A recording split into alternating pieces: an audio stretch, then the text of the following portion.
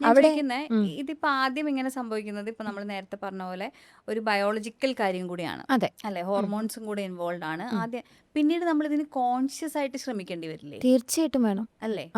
അതാ ഞാൻ പറഞ്ഞു വരുന്നേ, നമ്മൾ ഒരു രീതിയിലുള്ള എഫേർട്ടും എടുക്കാതെ ഇത് നമ്മുടെ കൂടെ ഉണ്ടല്ലോ എന്ന് വിചാരിച്ച് പോവുകയും അല്ലെങ്കിൽ ഇതിനെ കാണാതിരിക്കുകയൊക്കെ ചെയ്ത് കഴിയുമ്പം പിന്നെ ഒരു പരിധി കഴിയുമ്പോൾ പിന്നെ എന്ത് intimacy is not about sex Yes, or the yes. Physical part. അതെ. അതിന് വേറെ കുറേ കാര്യങ്ങളുണ്ട്. ഇതൊന്നും ഇല്ലാതെ എങ്ങനെയാ? ഒന്നും മുഖത്ത് പോലും നോക്കുന്നില്ല. എന്ത് കറി ഉണ്ടാക്കി കൊടുത്തു കഴിഞ്ഞാൽ ഒരു നല്ലൊരു താരീഫ്, നമ്മൾ എന്താ പറയുക, ഒരു ആക്നോളജ്മെന്റ് പോലും പറയുന്നില്ല. രാത്രി ആകുമ്പോഴത്തേനും അടുത്ത് വന്ന് കെട്ടിപ്പിടിക്കാൻ നോക്കിക്കഴിഞ്ഞാൽ അത് പറ്റുമോ? ഒന്ന് മാറി കിടക്കുന്നല്ലേ പറയാൻ തോന്നുള്ളൂ. ആരെയും സൈഡ് പറയല്ല, പക്ഷെ അങ്ങനെ ഒരു എഫേർട്ട് ഇല്ലാതെ ആവുന്നതാണ് ഇതിൻ്റെ പ്രശ്നം. അതിപ്പം ഇന്ന സമയം നമുക്ക് ഡിഫൈൻ ചെയ്യണ്ട. കല്യാണം കഴിഞ്ഞിട്ട് എപ്പോഴും ഇത് സംഭവിക്കാവുന്നതേ ഉള്ളൂ. നമുക്ക് തന്നെയുള്ള ക്ലാരിറ്റി കുറവാണ് എന്ത് വേണം എന്നുള്ളത്. ഇതാണ് ഞാൻ എപ്പോഴും പറഞ്ഞു തുടങ്ങുക. റിലേഷൻഷിപ്പിലേക്ക് ജമ്പ് ചെയ്യുന്നതിന് മുൻപ് just have A clear clarity. നിങ്ങൾക്ക് എന്തോന്നാണ് വേണ്ടത്? ഫിസിക്കലി, ഇമോഷണലി, സെക്ഷുവലി നിങ്ങൾ എന്താ ആഗ്രഹിക്കുന്നത്? ഇപ്പോൾ സെക്ഷുവലി എക്സ്പ്ലോറേഷൻ ഇല്ലാതെ ഞങ്ങൾ എങ്ങനെ അറിയും? എക്സ്പ്ലോറേഷൻ വേണമെന്നുണ്ടോ? നിങ്ങൾ മനസ്സ് കണ്ടിട്ടുണ്ടോ? ഇല്ല. നിങ്ങൾ ഹൃദയം കണ്ടിട്ടുണ്ടോ? ഹൃദയത്തിനകത്ത് എന്താ നമുക്ക് അറിയാൻ പറ്റുമോ? കമ്പാറ്റബിൾ ആണോ എന്ന് എങ്ങനെ അറിയാൻ പറ്റും? സെക്ഷലി കമ്പാറ്റബിൾ ആവുക എന്ന് ഇപ്പോൾ ഫറ എന്നോട് ചോദിക്കുമ്പോൾ പോലും ഫറ എന്താ മീൻ ചെയ്യുന്നത്? ഇൻഡോകോസ് അല്ലെങ്കിൽ ഒരു ഫിസിക്കൽ അട്രാക്ഷൻ ആണോ?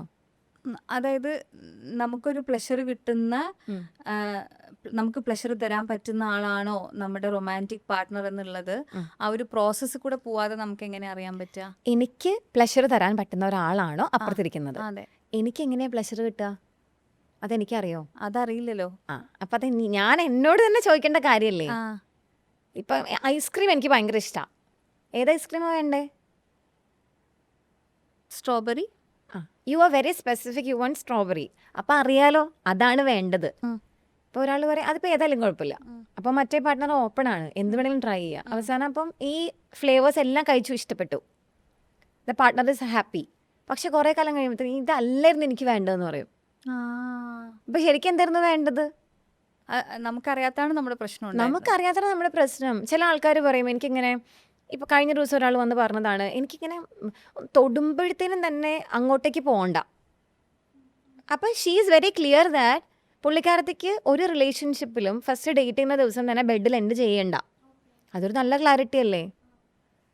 കുറേ പേര് എൻ്റെ അടുത്ത് പറഞ്ഞിട്ടുണ്ട്, ഇപ്പോൾ ഈ ഡേറ്റിംഗ് ആപ്സ് ഒക്കെ വന്നിട്ട് നമ്മൾ കൗൺസിലിങ്ങിനൊക്കെ ഇരിക്കുന്ന സമയത്ത് മോസ്റ്റ്ലി അത് അങ്ങനെയാണ്. ഞാൻ ചോദിക്കും, was that a conscious decision? No, it happen somehow. Okay, അപ്പം then what is happening here? It's not happening like that.